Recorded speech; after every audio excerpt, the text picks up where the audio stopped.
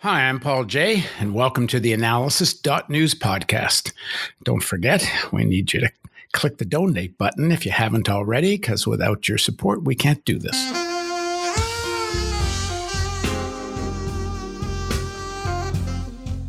So after the shit show debate and the ongoing warnings of a second or even third wave of the pandemic, I'm left with some questions. First of all, does the shit show debate reflect an even more profound problem with the U.S. economy and political structures? 2, the financial and tech elites, how are they responding to the campaign, the debate? Have they bailed on the maniac or just doubling down on the Senate? How deep and how long will the recession, depression go? It looks like there could be more lockdowns. 4, if there is another full lockdown, which many scientists are saying will be necessary to contain the second, third wave, what, if any, are the limits of how much money the Fed can pump into the economy? What are the economic limits? What are the political limits? 6, how serious is the split over the new Fed money? Does Wall Street want a big new stimulus package? Are there really serious concerns about the U.S. dollar? And finally, 7, if we have time to get to it, is Wall Street getting the danger of the climate crisis? Will they do anything about it? Will they accept the government intervening in a serious way with regulations and massive investments in green infrastructure, including phasing out fossil fuel, not just relying on carbon capture, which is mostly what the Biden plan is about? Now joining me to break this down are 2 guests that are not only brilliant analysts of all this, but they also have unique access to the minds of the lords of Wall Street. First of all, Rana Foroohar, who is a business columnist and an associate editor at the Financial Times. She's also CNN's global economic analyst, and her books include Makers and Takers, The Rise of Finance and the Fall of American Business, and Don't Be Evil, How Big Tech Betrayed Its Founding Principles. And returning, Mark Blyth is a political economist at Brown University. He researches the causes of stability and change in the economy, and as he told me, why people continue to believe stupid economic ideas despite buckets of evidence to the contrary. So, Rana, let me ask you. So, first of all, your reaction to the debate and the bigger question, what does this tell us about the disarray in American politics, and why is there? Is there something going on in the U.S. economy and basic political structures that kind of give rise to this craziness? Well, thank you, Paul, for having me. And first, let me tune my earpiece so I can hear the Lords of Finance speaking to me. I was stunned by the debate. I mean, on one level, at the most surface level, the debate was just kind of this toxic, mudslinging wrestling match. You know, you've likened it to Trump's debating style in general to pro wrestling. I think that's true. But I guess I would take a step back and say, all right, how did we get to a place where, frankly, anybody watching would be embarrassed, as I was, to be an American, although thankfully I have dual passports. But he's a symptom. I mean, we cannot forget that. He's certainly done a lot of horrible things that I'm sure we'll dive into, but he's a symptom of what I consider to be a problem in the political economy in the U.S. that's been going on in its current form, really, for 40 years. And I would peg that as the neoliberal shift, the Reagan-Thatcher revolution, the sort of movement to a privatization of everything, but more particularly to the embracing of a kind of globalization and economic paradigm that holds that capital, labor, and goods can all move freely and equally across the world. Well, capital can do that. Money can do that. Big companies can do that. People and goods can't do that so easily. And that's one of the reasons why we got many of the things that helped to bring Donald Trump to office, the hollowing out of the Rust Belt, the embracing of a set of neoliberal economic principles by both sides of the aisle. There was not a lot of air, as I wrote in my first book, between certain policies around trade and financial regulation within the Clinton administration as there was during the Reagan period. So there's a kind of a sense that both sides of the aisle had sold out the American working class. That's leading up to 2016. You have this con man in the form of Trump coming in, and he really does, to my mind, he's the perfect Melville con man character, because he takes this sort of felt experience that people do have of hypocrisy on both sides of the political aisle, and then it just wraps it in this sort of welter of lies and somehow presents himself as an outsider. Well, 4 years on, we see just how much of an entitled insider he is. And I think that the gig is up. I think the New York Times tax revelations put him under a lot of pressure. I think what you saw in that debate was a man cracking. And I'll stop there and let Mark take over, but there's a lot more to say. Go ahead, Mark. I'm not sure I've got anything to add to that. I pretty much agree with all of that. What would I add to this? So first of all, let me fess up. I never watched the debates. Lucky you. No, well, something that Nassim Taleb taught me years and years and years ago was, if anything truly important happens, don't watch the TV or read the newspapers. 3 people will tell you all about it in excruciating detail the minute you wake up. And that's exactly what happened. So once I learned this, I just I'm not watching this, right? Nonetheless, let me put a little gloss on what Rana has said there. There was a Rand report. Now, Rand aren't exactly bleeding heart liberals, as we know. And they did a report about 10 days ago that said, if you kept all the taxes that were in place in 1980 and all the regulations and all those bad things we got done away with, there wouldn't have been a huge siphoning to the top. Now, we know this, but they put a dollar figure on it. The dollar figure was $50 trillion of wealth that has been generated and handed effectively to the maybe top 3% of the country. That is the biggest transfer of wealth in history. That's what has gone on. Now, behind this, something else I'll add, and this is something that Rana gets into in her book on tech, is that if you look across industries, profits are becoming more concentrated, particularly in certain sectors. And the rest of the economy, in a sense, lives off the crumbs of the contracts of these giant firms, which is why, in part, we have so few good jobs being developed, so many people working multiple jobs, the explosion of part-time contract, platform labor, et cetera, et cetera. Now, why do I mention all this as a gloss? Because ultimately, the real puzzle of the debates is why he still has 40%.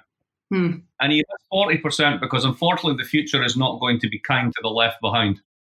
He identified that constituency in 2015 and said, I am your voice. He then seamlessly went down to the border towns, called everyone sort of a rapist and a murderer, and assembled another coalition and bolted that together. But for the people who we have ourselves said, yep, you definitely got sold out by neoliberalism. Yes, you definitely got screwed by your corporate elites, etc. It's not as if it's going to get any better. Whether it's through the green transition, if it ever happens, whether it's through the fact that manufacturing jobs are disappearing everywhere, they're not coming back. So in a sense, what he's doing is he's doubling down on the only base he's got, and they're doubling down on him. And that is all about mobilization and anger, and generating that anger and keeping it going.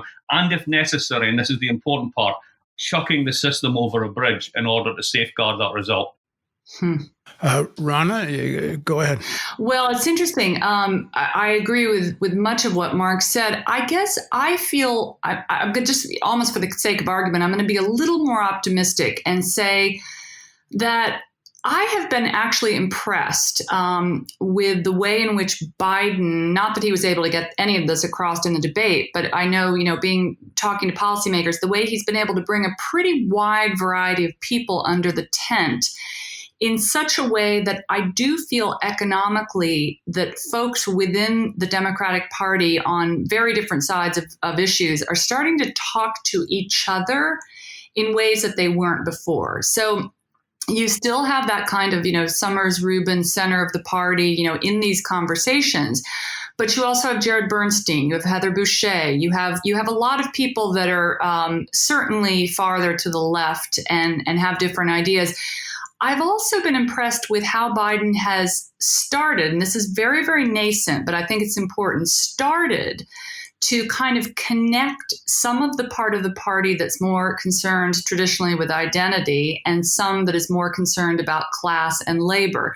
And this has been a big dividing point for Democrats, that you've had a new and exciting generation of, say, millennial socialist politicians like the AOCs of the world that they're kind of interested in the economy. They know something bad's going down, but really identity is their thing, and they're communicating with their own social media followings along those lines. There's a lot about race and gender. To me, that's always been a sideshow and a distraction for the Democratic Party. Not that there aren't issues of race to be talked about, but that the real action is in class. But of course, that's harder traditionally for the Democratic Party to get at, because they have the same big corporate donors, not always the same, but many of the same big corporate donors as the right.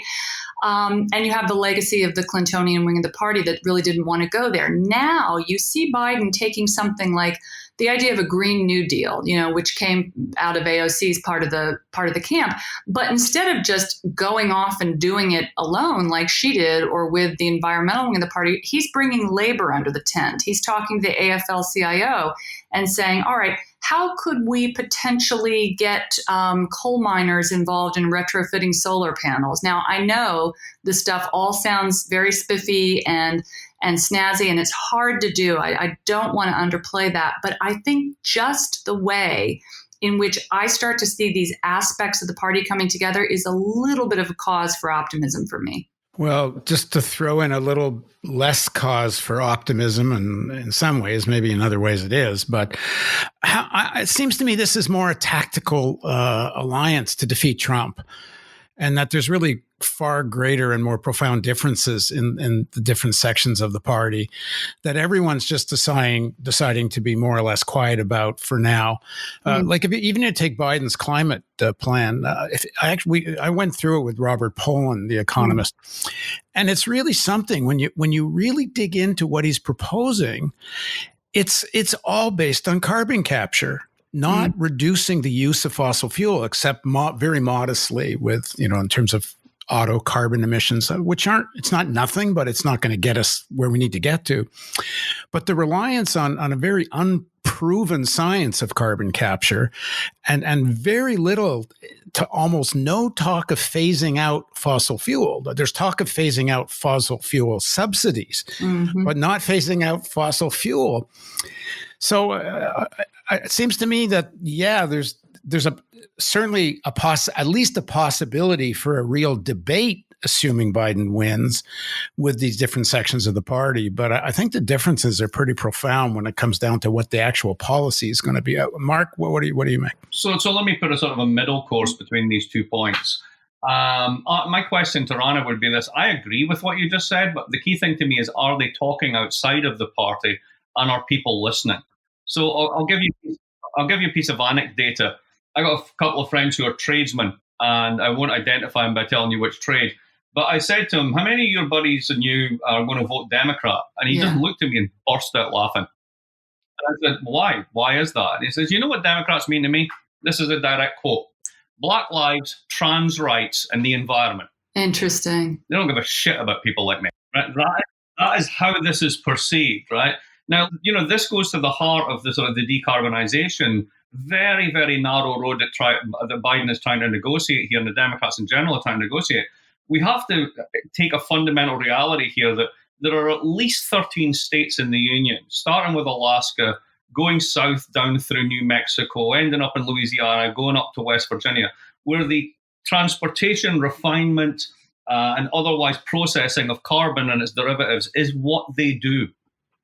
And in order to actually execute any type of decarbonisation strategy, you're going to have to bribe the living hell out of every resident of those states. Which is what they should do. Only way of doing it, right? So, but instead of which, what we do is internal politics in the party determine that we talk about the just transition, and we mustn't reward these carbon polluters. Well, you have to deal with the fact that if you don't actually get some of them on board, you're never going to win another election.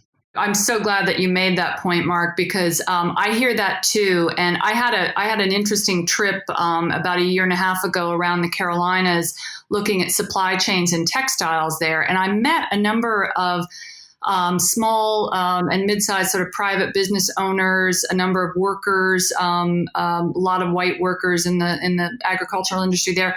honorable people couldn't stand Trump as a person, particularly those that identify with the military or veterans at all, but voted for him. Why? Because they understand the hypocrisy of what the Democratic sell has been since the 90s, which is basically, okay, China, if you let us give you banking services, we will send you all of our manufacturing jobs and outsource our innovation ecosystem to you.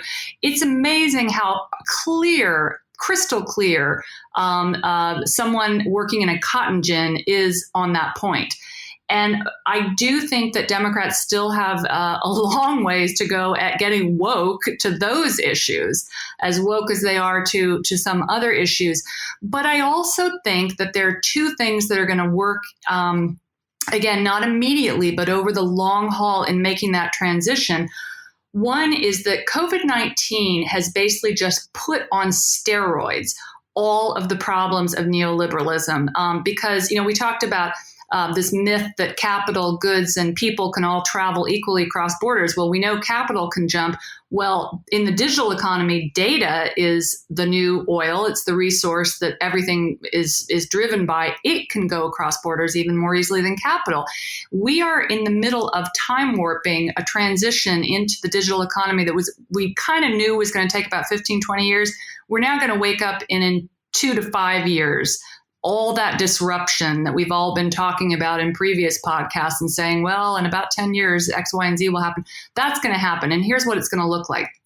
Sure, there's a bunch of new businesses that are going to be formed out of this. They're going to need less people and they're going to invest less. That means we're going to get a jobless recovery, and I put recovery in quotation marks, of a sort that is going to be entirely new.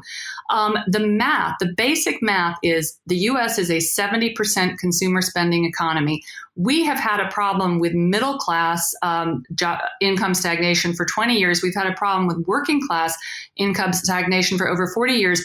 That's going to be put on steroids. And I think that is going to create the kind of alliances that, interestingly, you already see forming in the Black Lives Matter movements. One of the reasons, I'll tell you, that my white upper middle class daughter is out there marching in those protests is not just because she's concerned about racial justice, which she is, but she's concerned about her own economic future. And this is a privileged child, but she's looking out and saying, oh my God, what kind of college debt am I going to have? What's the labor market going to look like? What are humans going to be able to do as opposed to robots? And I think that all that just got sped up in a way that is going to push some of these transitions. Mark? I agree, and I'll push it even further. The digital transition is absolutely underway, and we see this in the geopolitics of the moment. We spoke about it a couple of years ago at tech conferences. We called it the splinter web. You either have a payments platform or you don't. You either have a way of protecting your data or you don't. And what we see now is, particularly the EU's response, they finally woke up to the fact that they have no digital platforms at scale. They're massively behind. They're selling 20th century products like diesel engines to a world that no longer want them. And what are they doing? They're doing data protection. It's a protectionist move. We are basically about to sue our big corporates. Why? Because we're disciplining them. China has already created the Great Firewall in the East and has corralled their companies. So the world splits up into these smaller areas, and it's much easier for the right rather than the left to weaponize this as a kind of nationalist and geopolitical struggle, of which this is a part. There's a very 19th century rendition of this whereby the container of hopes for civil protection always lies with the nation state. And the weakness that neoliberalism's always had is assumed a subject and a set of interests that moves beyond the nation state. Mm-hmm. Yeah. That has never really happened and is now, in a way, happening in such a way that it is creating both those alliances that you're talking about, but it's also creating a kind of very dangerous nationalist revisionism at the same time. In the 1930s, in the midst of deep depression and the sort of unraveling of capitalism as it was in 1920, 1930, and all the things that went into the crash, there were kind of two possible ways that elites would respond. And much of the European elite and much of the American elite wanted some form of authoritarianism, fascism, suppress the resistance and rebellion amongst the workers and other parts of the population that were dispossessed by the crisis. Or you had an alternative, which was mostly in the U.S., FDR, New Deal, and such. Biden claims he wants to be the most progressive administration since FDR. I don't see that in what he's really proposing as a policy. But that said, where are the American elites on this? The financial, the tech elites. These are really smart people. Frankly, they're a lot smarter, I think, than their counterparts in the 1930s. They're very informed. The leading ones got there because they were the best at more or less what they do, even if what they do is not so good. But they're smart. Do they get that this is not the same kind of, this isn't just about a business cycle. This is about several existential problems. Climate, from the tech side, like a jobless recovery. This is big time when we're talking out 10, 20, 30 years where AI and robots may go. Yeah. This pandemic is far from over, and it's probably one of many more to come. There needs to be a real shift in how power is exercised, the role government plays.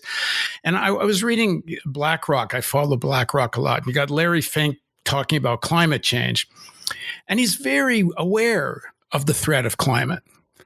But the obvious conclusion from everything Larry and BlackRock says about climate is you need serious government intervention, but that's the one thing they don't want. Well, you're getting at something really important, this drives me crazy, frankly. I wrote a column about how, in the context of education, which it seems tangential, but is actually connected to what you're saying about climate change, corporations are always kvetching that, we need the government to train up a better 21st century workforce and then we could create jobs. We need the government to do something about climate and then we'll have certainty and we can invest.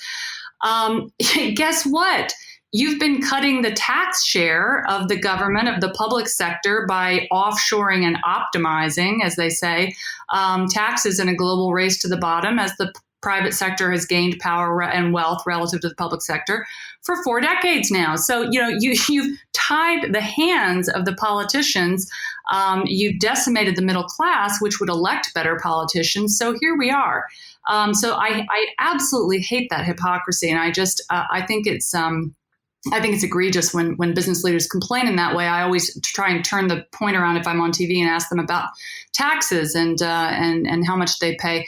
But to go back to your first point about, do the elites get it? Yeah, they absolutely get it. And let me give you a couple of examples. They get it, and they think they're going to be able to weather this storm. Eric Schmidt, former chairman of Google, wrote a book with the head of his think tank a few years back. And the book basically, reading between the lines, said, you know what? They tried to put a sunny slogan on it, but the message was technology, this tech revolution we're going through, which is, as Neil Ferguson has written, is kind of like the advent of the printing press. It, makes things better ultimately, but you get 150 years of religious wars before that. That's what Schmidt said in his book with Jared Cohen. He said, look, tech's going to make things better in the long run, but in the short run, things are going to be really crazy. There's going to be huge nationalism, conflict. They didn't come out and quite say it this way, but this was the upshot. But the idea was, in their minds, that the biggest companies, the Googles, the Facebooks, the Baidus, the Alibabas, had become so big that they were like the East India Company now. They are sort of sovereign international states that float above the nation state, as Mark was pointing out, and that they actually kind of form their own consensus. You've got the Washington consensus, maybe the Beijing consensus. We don't quite know what that is yet. And then you got the Facebook consensus. And the elites essentially, I think, believe that these corporations now have so much control. And big tech does have way more control even than big finance did, because it can actually influence our behavioral patterns because of surveillance capitalism and algorithmic behavioral manipulation, they have so much control that they believe that they can move the levers now and simply weather this storm and come out to the other side of it. So that's where they are. There's really no wall anymore or distance between big finance and big tech. Right. Is there? I mean, big tech is very financialized, and more so if you look at who owns big tech, it's essentially the big financial institutions are the biggest shareholders, other than some individuals that, help start the things.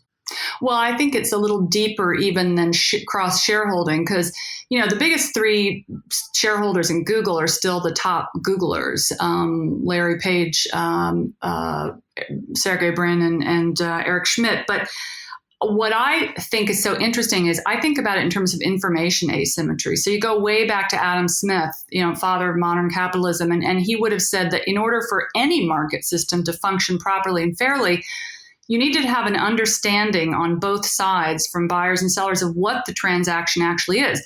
Well, as we well know from the great financial crisis and any number of debacles before that, most of the time when you're dealing with a big financial institution, they've got more information than you. That's why they're always winning. It's like, the casino, the house always wins. Well, put that again on steroids in the era of big tech, because the major tech companies, as of yet, except in small ways in places like France or Australia that are insisting on algorithmic auditing, they have total control of the black box in which the transactions in our increasingly digital world live. We don't even know what we're buying and selling. I mean, I'm giving data and I have no idea what I'm getting back for it. I think I'm getting something free in quotation marks, a search, the ability to do some silly social platform media thing. But what am I giving up? A whole hell of a lot. And it's more when it gets combined with other people's data. Mark, where do you think the financial preponderance of financial and big tech elites are on this election campaign? And how much control do they have in the outcome? Well, again, I'm not going to differ very much from what Rana just said at all. I'm not going to quote Smith, I'll quote Keynes. Didn't Eric Schmidt ever read Keynes? In the long run, we're all dead. I mean, the long run is a succession of short runs, which, if they are shitty enough, it sums to a not long run. So that's an incredibly dangerous way of thinking about it. To me, I'll tell you a little story I used to do when I did finance conferences with big finance. Sort of, you'd have 25 of them in the room, all the sort of the big money in the room. And I would say the following, talking about politicians and the quality of political capital, and it's gone down over time, and that's a big problem, blah, blah, blah. And it's all right. So how many of you folks would let the people that you run countries by funding them run money in your firm? And they would all burst out laughing. And then when the laughter died down, I would say, and now you can tell me what's funny about that, because ultimately your firms are dependent on the governance of those countries, the public goods that they provide. And there was almost a moment of shame where they went, oh, shit. And this points to something that our Marxist colleagues have known for the longest time, that while it's rational for any individual capitalist to maximize their short-run interests, it's collectively suicidal if they all do. There is no ideal collective capitalist looking at the long run. No matter how big you are, your most rational strategy is to grab what you can because you don't control enough to make sure that you can dictate the final outcome. So that leads to this general suboptimality of choices, which manifests itself in everything from taxes to green to decarbonization across a whole series of areas. Now, are they aware of this? Yes, they are. They all understand it perfectly well. Do they have a solution? Yes, they do. Basically, the government should step up. And that's never going to be allowed to happen. Indeed. And, it's fascinating. I think that's why, just to turn it to the markets for a minute, I think that's why there's this weird, bizarro world where essentially 50% of the biggest players in the global markets are in gold and the other 50% are in stocks. Well, what is that about? Gold is, we basically think the world's falling apart and it is going to be the 1930s again. Stocks are, we think that central bankers can keep this party going a little bit longer, and we're going to stay here until the music is almost stopped playing. And it's just fascinating that there's nothing in between right now. Yeah, that's a really, really great observation. That's exactly right.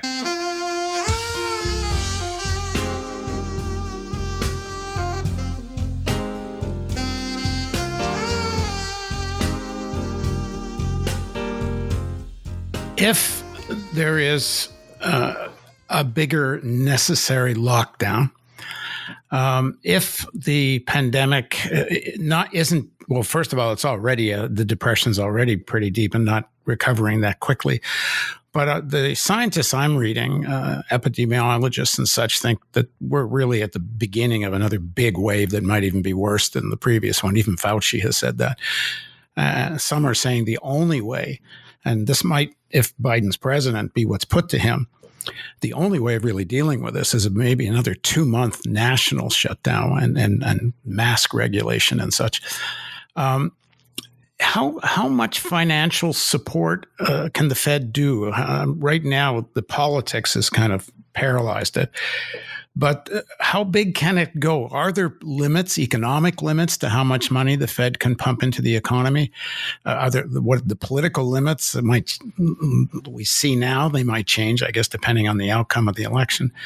Mark, you go first. It's not that I'm a science skeptic on this, but I think that what we tend to do is take whatever the public health authorities say at a given moment and project it forward as the facts, forgetting that basically everyone revises their opinion on what's going on every 2 weeks.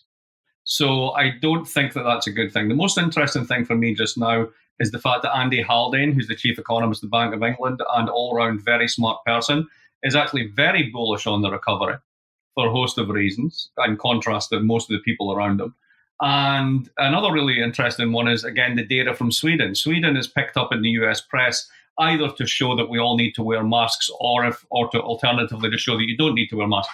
If you actually look at what they're doing and what's happening, it's very interesting. Their death rates are down to the single digits and are not moving. There's no big up spike in death, but there are in infections. And this makes perfect sense if you think that if the goal of a virus is to replicate, it can't be too deadly.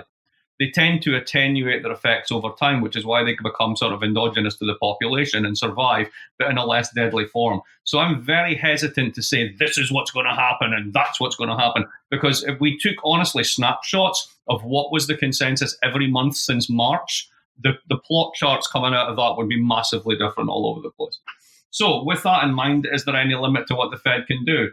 Well, so long as 60% of invoicing and 50% of global reserves are in dollars, so long as the German and other export-led trade models depend upon the recycling of dollar earnings through the bond markets of the United States, so long as interest rates are at a 700-year low, which seems to be not an aberration, but the real sort of mean reversion in the system, so long as we can't generate inflation to save our lives because we've basically created hyper-flexibility in labor markets and product markets on a global scale, then shit, yeah, you can just continue. You really can. I mean, Sebastian Mallaby has a piece in this in Foreign Affairs last episode, like two issues ago, called The Era of Magic Money. And I think that he's right. I actually have a piece coming out saying why he's right, but he's not entirely right, because a lot of this has to do with the Fed essentially giving markets a free option every 7 to 10 years and making the problem worse. But nonetheless, can we continue to do this? Absolutely. We totally can do this. So long as there's no inflation in the system and you're not going to get a very high spike in interest rates, and I can't imagine why you would see either of those, then you're going to continue to do this, which is part of the reason why half the market is in gold, because that's a perfectly rational response to a low inflation, low rates world that you think is fragile. Yeah, 100%. It's so interesting.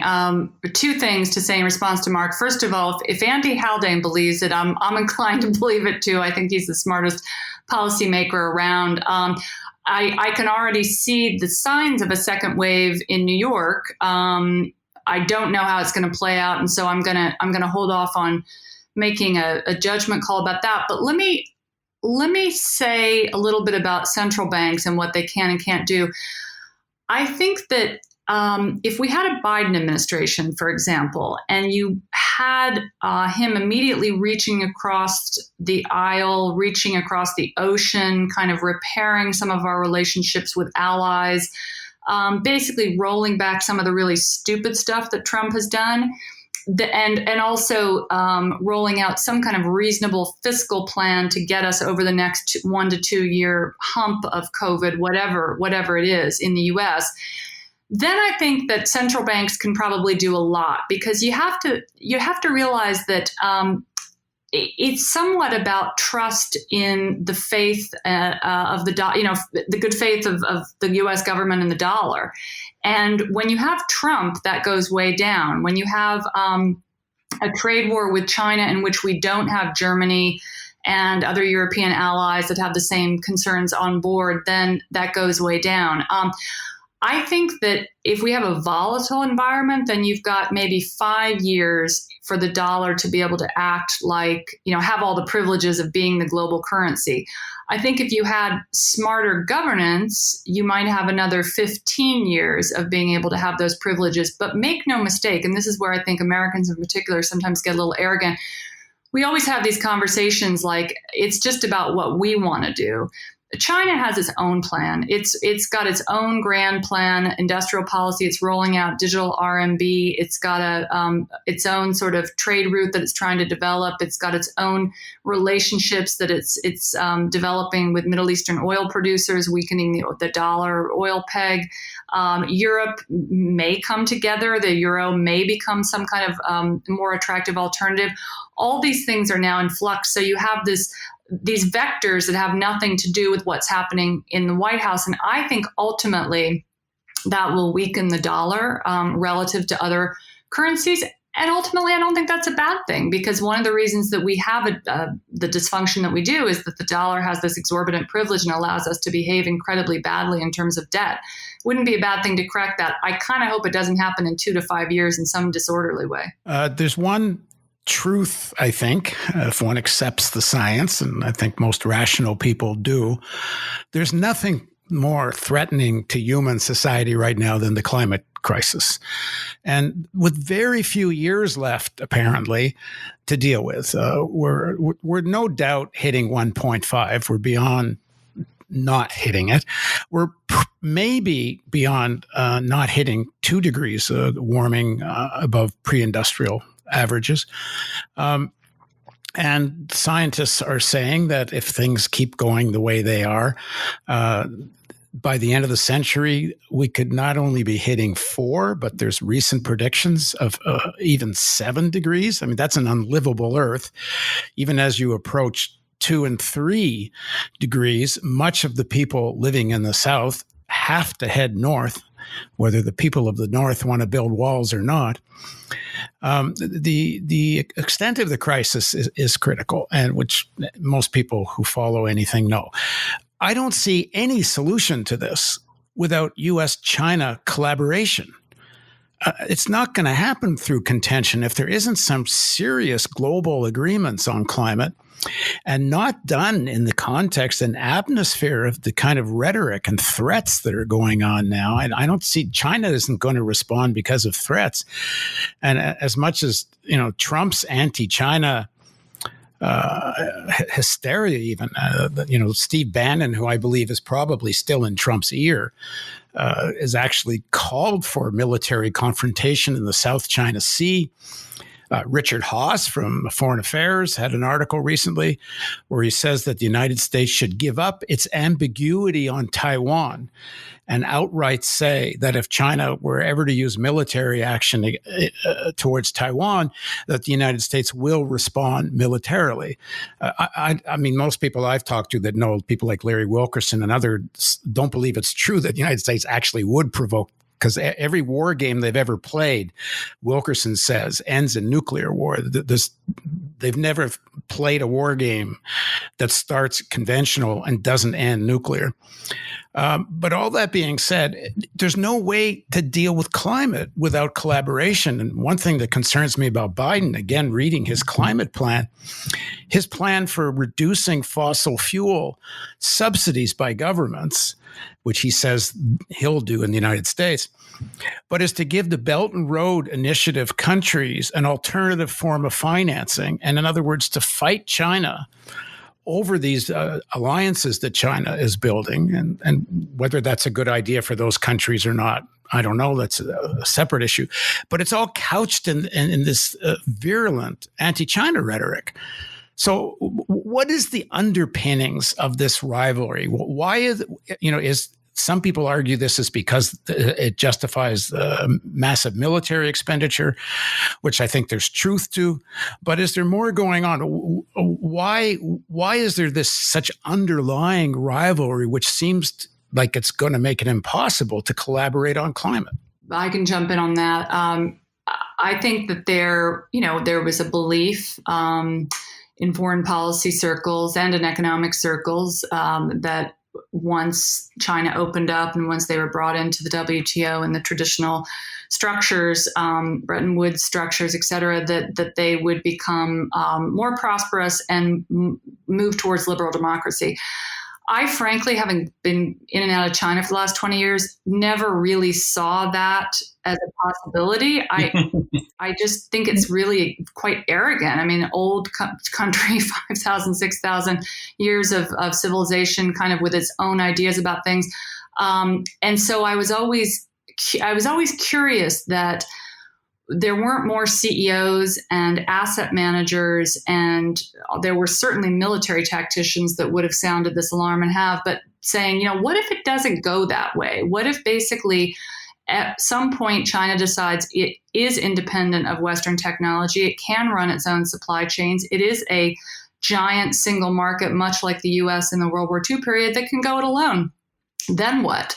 Well, here we are. And I think China would have given another 5 to 10 years before it made its move. But Trump kind of threw the bomb in the middle of the big hypocrisy of the one world, two systems paradigm. And so now we have decoupling that's not just on the US side, but very much on the Chinese side. I had a fascinating conversation, actually, a couple of years ago with Kai-Fu Lee, who's a big Chinese venture capitalist. He helped start Google China. And he said, we hope this doesn't happen in the Chinese investment community, but we are prepared for there to be decoupling, and we believe that it will be easier for China to make up what it still needs within the supply chain and innovation ecosystem, which is not much. I mean, it kind of owns a lot of that ecosystem right now, and just slap Chinese consumer brands on the top of it, than it will be for America and the Western world to rebuild its entire supply chain, because we kept the brands and all the IP, but we didn't keep that kind of manufacturing ecosystem. The military is obviously very worried about that. COVID has exposed the vulnerability of supply chains. So we're going there no matter what. I do not think that the whole Council on Foreign Relations, like, let's get a big super committee together and come up with a set of agreements on climate change that China and the US can agree with. That's not going to happen. Here's where I am somewhat optimistic. I think that it is possible for the world to become more regionalized, maybe a tripolar world, US, China, and Europe, with kind of different strengths and ecosystems to exist, to coexist. And in that model, I would look for optimism around climate change to come more from innovation, maybe state-driven innovation. China's done so much on wind and solar. I think if we did in the U.S. and Europe is doing this to a certain extent, did a big push to incentivize research and development in 5, 6, 7 areas of technology, including clean tech, we could probably really do a lot. I mean, one small example, vertical farming. You probably never heard of this, but it's about to be huge. This is basically the idea of growing food on walls that are controlled in minute ways by light and temperature. It means you don't have to ship vegetables, across the country and have them lose 50% of their weight, which was water anyway, and have a bunch of emissions. I'm looking for things like that when I think about climate change. I'm not looking for some big new grand bargain. Mark? So let's put a couple of things on the table. The background assumption here, whether you like Biden's climate policy or it's going to amount to more than a hill of beans, is that he's allowed to win. And it's not far from clear for me this is the case, because the tweeter-in-chief, if he loses, will continue to mobilize, delegitimate, fractionalize, and polarize this country with a set of forces that we began this chat by identifying have been 30 or 40 years in the making. So it's not clear that you're going to get a Biden victory or even the United States basically emerges from the next 12 months as a kind of credible and stable place to invest. Now, what the United States has done to make its money over the past 30 years has basically to invest in the protection of intellectual property rights. And by some estimates, about 80% of the value in global supply chains accrues directly to US companies. The famous example being you make a $700 iPhone in China, but $50 of the value remains in China, and the rest basically is remitted not to California, but to a series of tax havens. But nonetheless, most of it goes back to the American side. So that's why you invest in American stocks, because they grow faster, and they grow faster because of the IPR control. What is it that China wants to do? It wants to develop. It wants to become rich. What does that mean? It means it's coming for your IPRs. So there's a real conflict of interest between these two, if you will, global business models. Hang on a second. Say it again in a little easier way to get. For the past 30 years, American firms have been globalizing, integrating, using global supply chains, moving stuff to China. But how they really make money is through the protection of their intellectual property rights. Think about Apple suing Samsung all the time. Think about the fact that when Apple sees a competitor or Google sees a competitor, it buys it. It doesn't like the competition. This gives them huge profit margins. And it also means they capture most of the value in these big global supply chains. And the way you protect this is with legal protections. Now, at the end of the day, China wants to develop. China wants to be rich. China basically doesn't really care that much about those legal protections and goes out of its way to either buy tech, acquire tech, steal tech, spy on tech. Hence, concerns at universities in the United States about PRC, Chinese army representatives in labs and so on and so forth. So not all of this is hysteria. There is a direct threat to the American business model, which is heavily dependent upon global supply chains and the protection of their intellectual property rights. This spills through to American capitalism writ large, because the reason you want to buy American stocks is because American stock markets grow faster than everyone else. Why? Because they have the companies that have these intellectual property rights that make the outsized profits. China is a direct threat to that. So there is conflict built into the system. In terms of cooperation, China will cooperate with the EU. If the United States continues to fractionalize politically, emerges basically as a kind of damaged quasi-autocracy that refuses to accept basic science on climate change, the world has already moved on in many ways. There will be exactly those types of state-backed investments in very large-scale projects that will take place in China and the EU, and possibly between and across them. And they will be the ones that reap the returns on those new assets and those new inventions and those new intellectual property rights that everyone needs to deal with the already baked-in effects of global warming. One example of how to think about this in closing, again, going back to these little finance talks that I would give from time to time, I would always say to financial audiences, I don't understand why you folks don't invest everything in green tech. And I would get these answers about, we don't know, it's incomplete, the government is exposing us to the risk, it's too big, etc. And I would say, but you don't understand, this is what bankers call a free option. And this is the one contract that you want. And here's how it works. If you don't invest and it doesn't work, you still die.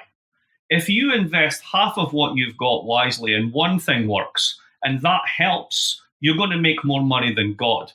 If everybody collectively thinks the same way, then we might just get out of this mess.